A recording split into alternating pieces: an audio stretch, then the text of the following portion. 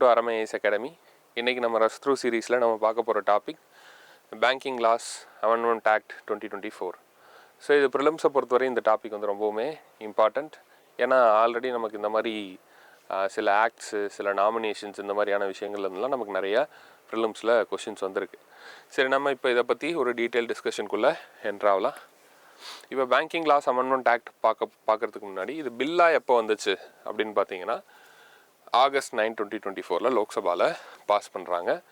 And again இதோடைய அப்ஜெக்டிவ்ஸ்ன்னு சொல்லிட்டு certain things, அதாவது அப்ஜெக்டிவ்ஸ்னால் எதெல்லாம் அமெண்ட் பண்ண போகுது இந்த பேங்கிங் லாஸ் அமெண்ட்மெண்ட் ஆக்ட் அப்படின்றது பார்த்தீங்கன்னா RBI act of 1934, banking regulation act 1949, state bank of India act 1955, banking companies acquisition and transfer of undertaking act 1970 and 1980. இப்படி இருக்கக்கூடிய 5 ஆக்டையும் அமெண்ட் பண்ண போகிறது எதுன்னு பார்த்தீங்கன்னா இந்த பேங்கிங் லா அமெண்ட்மெண்ட் ஆக்ட். சரி, இப்போ நம்ம நெக்ஸ்ட்டு என்ன பார்க்க போகிறோம் அப்படின்னு பார்த்தீங்கன்னா என்னென்ன அமெண்ட்மெண்ட்ஸ்லாம் இதில் கொண்டு வந்திருக்காங்க. ஸோ ஃபஸ்ட்டு பார்த்தீங்கன்னா new definition of fortnight for bank reserve. So bank reserve அப்படின்னா நமக்கு ஆல்ரெடி தெரியும், RBI கிட்ட பேங்க்கு மெயின்டைன் பண்ணக்கூடிய reserve which is nothing but CRR. So cash reserve ரேஷியோன்னு படிச்சிருப்பீங்க. ஸோ வரக்கூடிய டெபாசிட்ஸில் சர்டைன் பார்ட்டை ரிசர்வ்ஸாக RBI கிட்ட நம்ம பேங்க்ஸ் வந்து மெயின்டைன் பண்ணணும். ஸோ இதை எப்படி கம்ப்யூட் பண்ணுவாங்க அப்படின்னு பார்த்தீங்கன்னா இதுக்கு முன்னாடி ஃபோர்ட்நைட் பேசிஸ். ஃபோர்ட்நைட்னா 2 வீக்ஸுக்கு ஒன்ஸ் என்ன பண்ணுவாங்கன்னா ஓவரால் 14 டேஸில் எவ்வளோ அவங்களுக்கு டெபாசிட்ஸ் வந்துச்சோ அந்த டெபாசிட்ஸில் 3%, 4% ரிசர்வ்ஸாக மெயின்டைன் பண்ண சொல்லுவாங்க. லாஸ்ட் 14 டேஸில் எவ்வளோ டெபாசிட்ஸ் வந்துச்சோ அதில் 3 or 4% ரிசர்வ்ஸாக மெயின்டைன் பண்ண சொல்லுவாங்க. இப்போ அந்த 14 டே பீரியடை என்ன பண்ணியிருக்காங்கன்னா சேஞ்ச் பண்ணியிருக்காங்க. இதுக்கு முன்னாடி எப்படி இருந்துச்சு அப்படின்னு பார்த்தீங்கன்னா சாட்டர்டேயில் ஆரம்பித்து செகண்ட் ஃபாலோவிங் ஃப்ரைடேயில் முடியும். இப்போ லெட்ஸே இந்த சாட்டர்டேயில் இந்த இது வந்து ஸ்டார்ட் ஆகுதுன்னு வச்சுக்கோங்க. CRRோட கம்ப்யூட்டேஷன் எப்படி இருக்குன்னா இந்த சாட்டர்டே ஆரம்பித்து அடுத்த ஃப்ரைடே, அதுக்கும் அடுத்த ஃப்ரைடே, அதுதான் 14 டே பீரியட் அப்படின்னு சொல்லி வச்சுப்பாங்க. அந்த 14 டே பீரியடில் எவ்வளோ டெபாசிட்ஸ் வந்துச்சோ அதில் சர்டைன் போர்ஷனை ரிசர்வ்ஸாக மெயின்டைன் பண்ண சொல்லுவாங்க. இப்போது இது வந்து ரொம்ப டிஃபிகல்ட்டாக இருக்கிறதுனால என்ன பண்ணிட்டாங்க அப்படின்னு பார்த்தீங்கன்னா எய்தர் இப்போ பேங்க்ஸ் எப்படி போயிடலான்னா either 1st to 15th of a month or 16 to last day of the month. இதுதான் இனிமேல் என்னவாக இருக்க போகுது அப்படின்னு பார்த்தீங்கன்னா பேங்க் ரிசர்வ்ஸுக்கு கம்ப்யூட் பண்ணுறதுக்கான டேஸாக இருக்க போகுது. அப்படின்னா இப்போ பேங்க் வந்து என்ன பண்ணணும் அப்படின்னு பார்த்தீங்கன்னா 1ஆம் தேதியிலேருந்து 15ஆம் தேதி வரையும் வந்த டெபாசிட்ஸில் 3 or 4% CRRாக மெயின்டைன் பண்ணணும். அப்படி இல்லைனா 16லேருந்து 30ஆம் தேதியோ 31ஆம் தேதியோ வரையும் வந்த டெபாசிட்ஸில் CRRை 3 or 4% மெயின்டைன் பண்ணணும். ஸோ இதுக்கு முன்னாடி சாட்டர்டேலேருந்து செகண்ட் ஃபாலோவிங் ஃப்ரைடே வரையும் வந்த டெபாசிட்ஸில் ரிசர்வ்ஸை மெயின்டைன் பண்ணணும். இப்போ every 15 days once reserves maintain பண்ணணும். ஸோ எதுக்காக இதை கொண்டு வந்திருக்காங்க அப்படின்னா கால்குலேஷன் டைமை கிளியராக மாற்றுறதுக்கும் கேலண்டர் மந்தோட கன்சிஸ்டண்ட்டாக இருக்கிறதுக்காகவும் இந்த ஃபஸ்ட் அமெண்ட்மெண்ட்டை பண்ணியிருக்காங்க. ஸோ அடுத்து ரெண்டாவது பார்த்தீங்கன்னா long term for cooperative bank directors. இப்போ கோஆப்ரேட்டிவ் பேங்க்ஸோடைய டைரக்டர்ஸ் இருக்காங்க இல்லையா, அவங்க தான் டெசிஷன் மேக்கர்ஸ் ஆஃப் அ பேங்க்னு சொல்லுவோம். இந்த டைரக்டர்ஸாக இருக்கிறவங்க except chairman are whole time director. எப்போ ஹோல் டைம் டைரக்டர் சேர்மேனை தவிர மீதி அடிக்கடி மாறிக்கிட்டே இருக்கிற டைரக்டர் இருப்பாங்க. அந்த டைரக்டருடைய டென்யூர் பார்த்தீங்கன்னா இதுக்கு முன்னாடி 8 years தான். இப்போ அதை வந்து 10 yearsன்னு மாற்றிருக்காங்க. ஓகேவா? ஸோ இதை வந்து பேங்கிங் ரெகுலேஷன் ஆக்ட் கீழே BRA கீழே கவர்ன் பண்ணப்படுது. அதாவது டைம் அந்த டென்யூர் ஆஃப் த டைரக்டர்ஸு. இப்போ இதுக்கு முன்னாடி டென்யூர் வந்து பார்த்தீங்கன்னா வெறும் 8 years தான் இருந்துச்சு, அதை 10 yearsன்னு இப்போ மாற்றிருக்காங்க. ஸோ அடுத்து directors can serve on 2 cooperative banks with condition.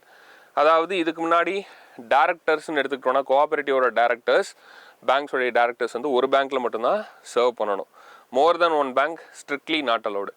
இப்போ என்ன சொல்லிட்டாங்க அப்படின்னா ஒரு சென்ட்ரல் கோஆப்ரேட்டிவ் பேங்க்கில் டைரக்டராக இருக்கிறவங்க ஸ்டேட் கோஆப்ரேட்டிவ் பேங்க்லேயுமே டைரக்டராக இருக்க முடியும் if he or she is a member of a state cooperative bank. Okay, அதாவது சென்ட்ரல் கோஆப்ரேட்டிவ் பேங்க்கில் இருக்கிறவங்க ஸ்டேட் கோஆப்ரேட்டிவ் பேங்க்ஸ்லேயுமே டைரக்டராக இருக்க முடியும்.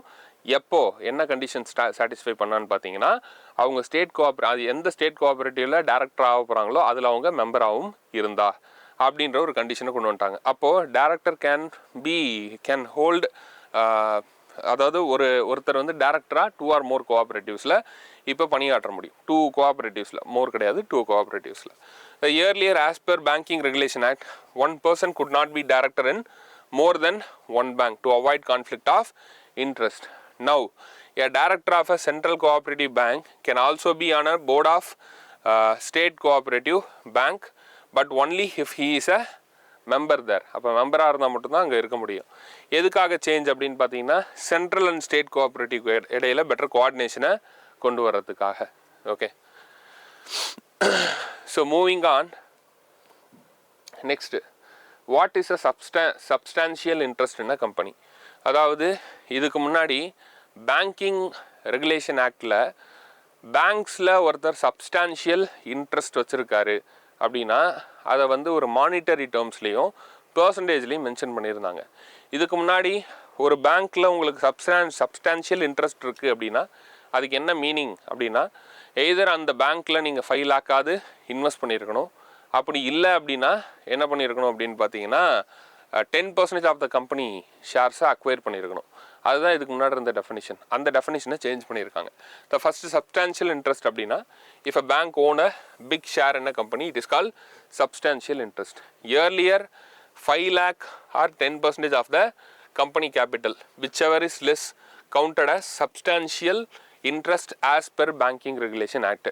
இதுக்கு முன்னாடி 5 லட்சமோ இல்லை 10% ஆஃப் த கம்பெனி கேபிட்டலோ நீங்கள் அதில் ஹோல்ட் பண்ணியிருந்தீங்கன்னா அந்த சப்ஸ்டான்ஷியல் இன்ட்ரெஸ்ட் அந்த பேங்கிங் கம்பெனியில் உங்களுக்கு இருக்குது அப்படின்னு சொல்லி கன்சிடர் பண்ணிப்பாங்க. இப்போ என்ன பண்ணியிருக்காங்கன்னா 2 கோடின்னு இன்க்ரீஸ் பண்ணிட்டாங்க. 2 கோடி இல்லைனா 10% ஆஃப் த அந்த பேங்க்குடைய ஷேர்ஸை ஹோல்ட் பண்ணணும். ஓகேவா? இது வந்து உங்கள் டெபாசிட்ஸ் வச்சு பேசுகிறது இல்லைங்க. நான் டெபாசிட் பண்ணால் ஷேர் ஹோல்டரான்னு கேட்காதீங்க. நீங்கள் டெபாசிட்டராக ஆஸ் அ கஸ்டமராக, here we are talking as a owner of the company. ஓகேவா? அப்போ என்னென்னா கலெக்டிவ் ஓனர்ஷிப் தானே இப்போ எல்லாமே. அப்படின்னு பேசும்போது 2 crore இல்லை 10% ஆஃப் த கம்பெனி ஷேர்ஸை ஹோல்ட் பண்ணிங்கன்னா அதை சப்ஸ்டான்ஷியல் இன்ட்ரெஸ்ட் இந்த கம்பெனின்னு சொல்லிடுவாங்க. ஸோ இது எதுக்காக இன்க்ரீஸ் பண்ணியிருக்காங்கன்னா, இப்போ மணி வேல்யூ இன்ஃப்ளேஷன் எல்லாமே மாறிடுச்சு இல்லையா? ஸோ அதுக்கு அட்ஜஸ்ட் பண்ணுறதுக்காக. அண்ட் அகைன் இது இன்னும் கொஞ்சம் அடிஷ்னல் இன்வெஸ்ட்மெண்ட் ரூமை அந்த பேங்க்ஸுக்கு கொடுக்கும். அண்ட் அகைன் இன்னொரு இம்பார்ட்டண்ட் அமெண்ட்மெண்ட் என்னென்னா, பேங்க் அக்கௌண்ட்ஸுக்கு நாமினி ஒருத்தருக்கு மேலே இருக்க முடியும். அதாவது நீங்கள் பேங்க் அக்கௌண்ட் ஓப்பன் பண்ணும்போது உங்கள்கிட்ட நாமினி அப்படின்ற பேர் கேட்டிருப்பாங்க. நாமினி அப்படின்னா இப்போ நம்ம இல்லாத பட்சத்தில் நம்ம பேங்க் அக்கௌண்ட்டில் இருக்கிற பணம் யாருக்கு போகணும் அப்படின்றத நம்ம முன்னாடியே எழுதி வச்சிடணும். அதுக்கு பேர் தான் என்னென்னு பார்த்தீங்கன்னா நாமினி. இதுக்கு முன்னாடி ஒரு நாமினி தான் அலோடு. இப்போ 4 நாமினியை கவர்மெண்ட் வந்து அலோவ் பண்ணுது. Earlier you could nominate only 1 person for your bank deposit or locker as per bank regulation act. உங்களுடைய லாக்கராக இருக்கட்டும், பேங்க் டெபாசிட்டாக இருக்கட்டும், ஒரு நாமினி தான். இப்போது நவ் எடுத்துக்கிட்டிங்கன்னா for deposits you can name up to 4 people. இப்போ 4 பேரை வந்து டெபாசிட்டுக்கு நம்ம வந்து நேம் பண்ண முடியும். Either one after the other or at the same time. One after the other or at the same டைம்னா, ஒருத்தன் இப்போ வந்து பர்சன் ஏ வந்து நாமினியாக இருக்கார். இப்போ பர்சன் எக்ஸ் வந்து இல்லாத பட்சத்தில் ஏக்கு போகும். இப்போ ஏக்கு அடுத்து பி, பிக்கு அடுத்து சி, சிக்கு அப்புறம் டி அப்படின்னு சொல்லிட்டிங்கன்னா எக்ஸு இல்லை, எக்ஸ் இல்லைன்னப்போ ஏக்கு போகும், ஏவும் இல்லைனா பிக்கு போகும், பியும் இல்லைனா சிக்கு போகும், சியும் இல்லைனா டிக்கு போகும். அப்படி இல்லை அப்படின்னா நீங்கள் இப்படியும் எழுதிடலாம். எக்ஸ் இல்லைனா ஏபிசிடி 4 பேருக்கும் சமமாக போகிற மாதிரி நீங்கள் அந்த இடத்துல நாமினியை மென்ஷன் பண்ண முடியும். இது நியூ நார்ம்ஸ். அடுத்து for locker you can name up to 4 people, one after the other only. இதில் வந்து பார்த்தீங்கன்னா எக்ஸ் இல்லைனா ஏக்கு போகும், ஏக்கு இல்லைனா பி, பிக்கு இல்லைனா சி, சிக்கு இல்லைனா டி, சியும் இல்லைனா டிக்கு போகும். ஒன் ஆஃப்டர் ஒன்று தான், அட் அ டைம் எல்லாருக்கும் சமமாக இங்கே போகாது. ஸோ அடுத்து if named at the same time you can divide the share. அதான் சொன்னேன், இப்போ இந்த இடத்துல சேம் டைமில் கொடுத்தாங்க அப்படின்னா டிவைட் பண்ணிடலாம் எல்லாருக்கும் ஈக்குவல் ஷேரை. ஓகே, ஸோ எதுக்காக அப்படின்னா, அதான் இது டிஸ்பியூட் வருது இல்லையா? ஒரு பர்சன் வந்து இல்லாத பட்சத்தில், அந்த நாமினி இல்லாத பட்சத்தில் பல டிஸ்பியூட் வருது. இப்போ 4 நாமினி கொடுக்கும்போது இந்த இடத்துல டிஸ்பியூட்டை நம்மளால் குறைக்க முடியுது. ஸோ அடுத்து what happens to unclaimed money? Sometimes people don't claim money from share or bonds for years. ஷேரில் இருந்தோ பாண்டில் இருந்தோ உங்களுக்கு வந்து ரிட்டர்ன்ஸ் வருதுன்னா அது ரொம்ப வருஷமாக நம்ம கிளைம் பண்ணாமே வச்சுருப்போம். அப்படி கிளைம் பண்ணாத பணம் என்ன ஆகும் அப்படின்றத பற்றி இங்கே பேசுகிறாங்க. இயர்லியர் இதுக்கு முன்னாடி என்ன இருந்துச்சு அப்படின்னு பார்த்தீங்கன்னா, unpaid dividends for 7 years went to a fund called Investor Education and Protection Fund.